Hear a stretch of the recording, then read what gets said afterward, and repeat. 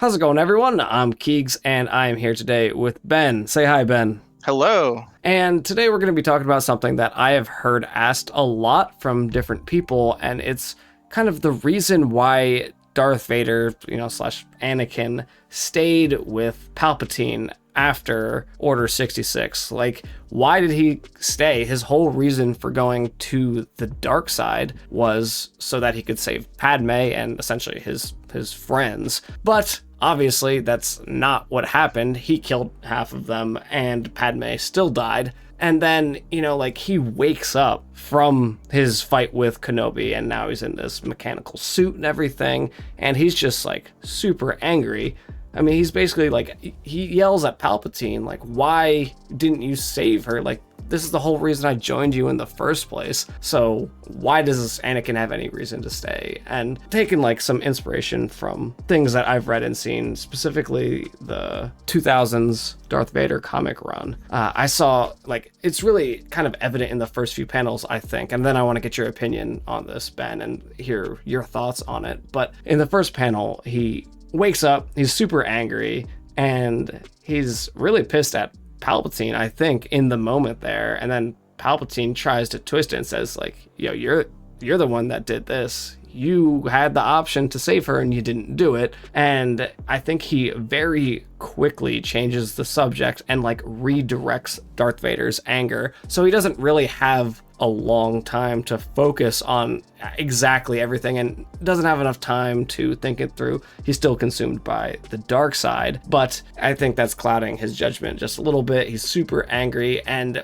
Palpatine is giving him someone to be angry about, and he's not really using logic at the moment to kind of put those pieces together. And maybe he subconsciously knows it, but on the surface he's just okay, I just have to focus and move on to my next thing. What do you think, Ben? What do you have? I think it's a few things. Getting into that comic, because I actually have evidence from just the movie, but just getting into the comic, I think it's really clear that, he is angry at Palpatine. And I think something that I've really enjoyed that the canon has been doing and enjoy in a character development sense is that they're really painting the relationship between Palpatine and Vader as abusive. Yeah, fundamentally. they definitely are. I think the films, it's there in the films too, but that's sort of in the subtext, and it really bringing it forward really nails home how I think resigned Anakin is to his current situation. I think on some level he thinks he deserves it. Yeah, and I think Palpatine's really always been abusive, almost through his whole life, and always edging him on to do more and go further and everything. But it's not very overt, when he's in the Jedi Order. But as soon as he becomes Darth Vader, it's extremely overt, and he will force lightning Vader and slap him around and make sure he knows that Vader cannot win against him, and that he is basically his punching bag if he wants it to be that. Yeah, I agree with that, and I think that's where the logistics side of it comes into play, where he literally can't do anything about it. Yeah, he's not strong enough. Also, the other big thing about Anakin is he's super readable because his emotions are just wild and all over the place, especially at that moment. Yeah. He couldn't be sneaky even if he wanted to. There's a million things racing through his mind. Exactly. So that's kind of why I think that he feels like he has to in a technical sense, but also I think just emotionally speaking, he's lost everything. Yeah. I think even though I think Anakin is indirectly responsible, but I think he leans more towards directly responsible. Well, so he's directly responsible for the decisions he made. I more mean in terms of Padme's death specifically. He didn't literally kill her. Could you argue that him going to the dark side was breaking her heart? Yeah, and I think it did, and I think her means of death are sort of left ambiguous. But yeah. I think it's stated in the movie that he didn't kill her. Well, Palpatine says he did, but he says no, she was alive. I felt it. So at some point she was alive, and the way that they or at some point Vader felt that, and the way that they cross-cut between the birth of Darth Vader and the death of Padme and the birth of their children is that I think they're sort of sensing each other in those moments. Yeah. Sort of like how they did the cross cut when they were looking across the skyline to Padme's apartment to the Jedi Temple earlier in that movie. Yeah, I know a popular theory is that Palpatine may have been siphoning some of Padme's life. Have you heard I think that that would be before? really cool. But I could see why they don't want to confirm that. I think the way that she dies in the film is fine, but I also think that people get really caught up on like plot specifics over like the emotions of what you're experiencing. So like for those people, I think that'd be a good explanation. I also think, I mean, it's cool in general. It adds like another layer to Palpatine's treachery. Yeah, he is the most of treacherous people. Yeah. And, you know, it could work in the way that the only reason that works is because of their connection. And, you know, I think it'd be a nice way to tie into The Rise of Skywalker as well with the dyad thing that they did. You could say that Padme and Anakin won. And I know the people that hate the sequels would just be like, no, I don't want anything there. But I actually think that that would make both of those things better in a way that's productive. So I don't think he directly killed her. It's sort of speculated that, you know, she died of a broken heart. They don't say that in the movie. They just said she's medically fine. Yeah. They don't know why she's dying. Which I think is kind of part of the reason people speculate. Maybe there is more to it than her just losing the will to live, which I mean is possible, and there is some precedent for things like that to happen. But I think the speculation comes like, well, maybe Anakin was fading out and Palpatine knew that getting rid of Padme would seal the deal. I mean, obviously, if Padme lived, that is always going to be something that could possibly bring Anakin back to the light side. So one way or the other, I think Palpatine knew Padme had to die for his plan to continue. Oh, 100%. Anakin doesn't even join the dark side without that dangling over him, you know, or her life not being in jeopardy in the first place.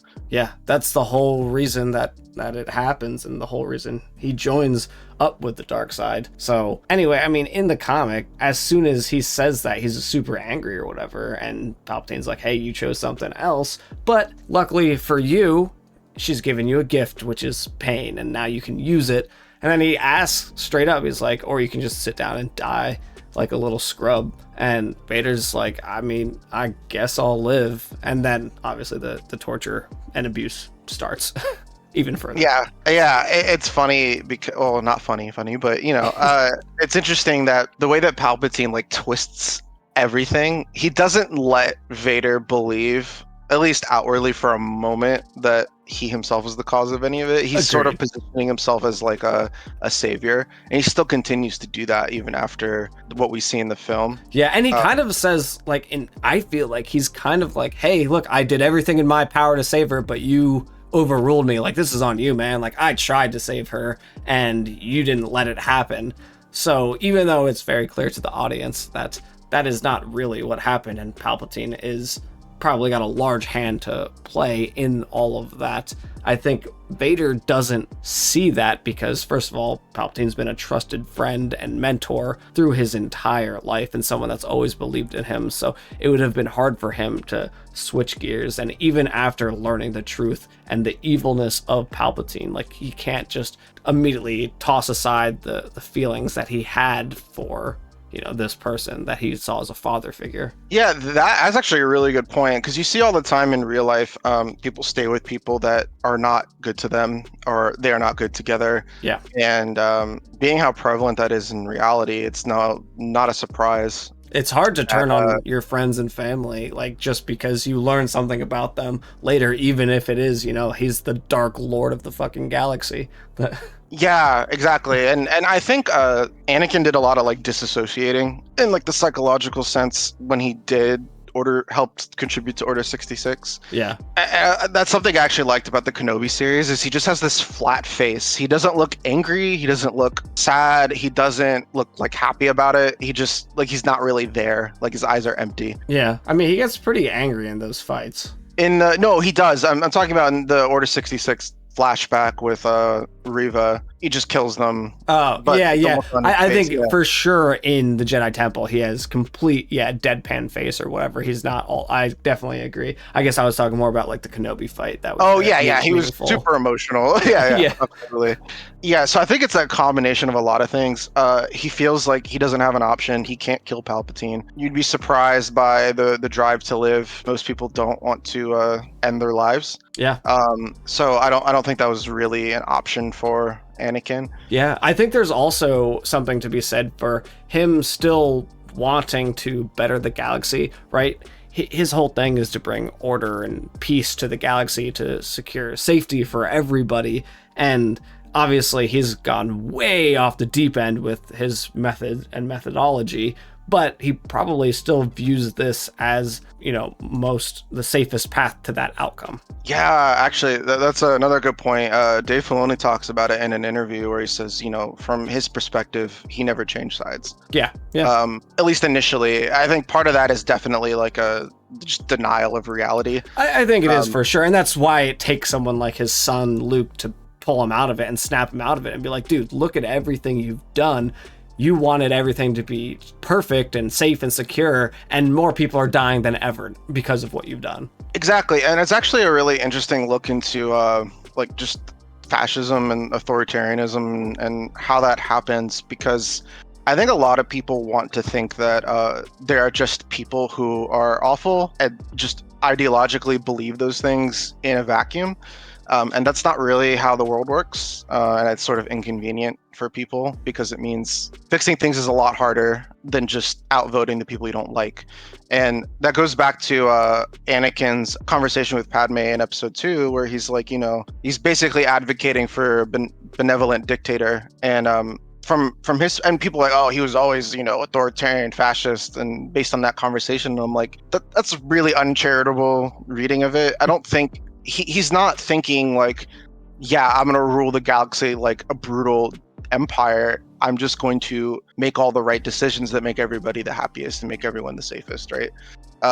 So it's misguided, but I think a lot of people do start from that position where, and then they eventually get radicalized further. But it's not like, even in that moment, that Anakin was advocating for something horrible. He thought, people should be made to agree, and it's realistic in that sense, and it sort of follows through to where we see him in the comic in episode 3 and beyond, where it's twisted sort of that, but there is like a logical through line from that to, okay, well, even if I'm brutal, even if I kill thousands of people, I'm doing it for safety and security of everybody, and it's just everybody else that's not allowing that to happen. Yeah. And that kind of thing. Yeah, for sure. I think another kind of interesting thing to think too is, look, he has killed all of his friends and family at this point.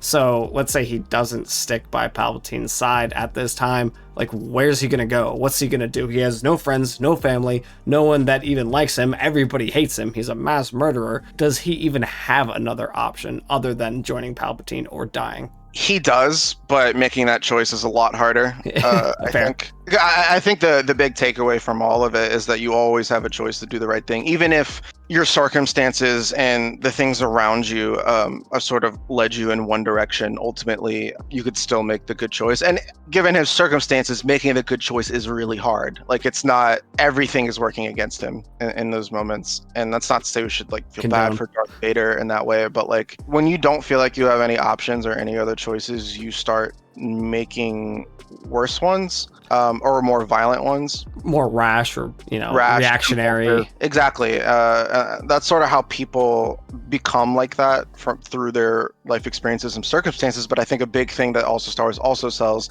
is that you can still make the right decisions. And I think it's sort of a mix between collectivism, or looking at systemic problems, but also understanding that even within systems that have massive issues, you can still make the right decision, even if that decision is harder. And I think it's something George Lucas has said. It might be somebody else, but being a good person isn't about just being a good person. It's about making good choices every day and continuing to do that. And Anakin in those moments wasn't able to. Yeah, that's definitely evident. Did you have any other things you wanted to touch on of like why you think that he did what he did and why he stuck with Palpatine? I think we touched on like the really big ones. I think one, he felt like he didn't have a choice through the decisions. He Yeah. alienated everybody or killed people, he cared about. He abandoned everything he believed in. So I think on that level, he didn't feel like he had another option. Two, I think there is like an ideological element to it where he sort of got radicalized to the point of, okay, I need to do this for the safety and security of everybody.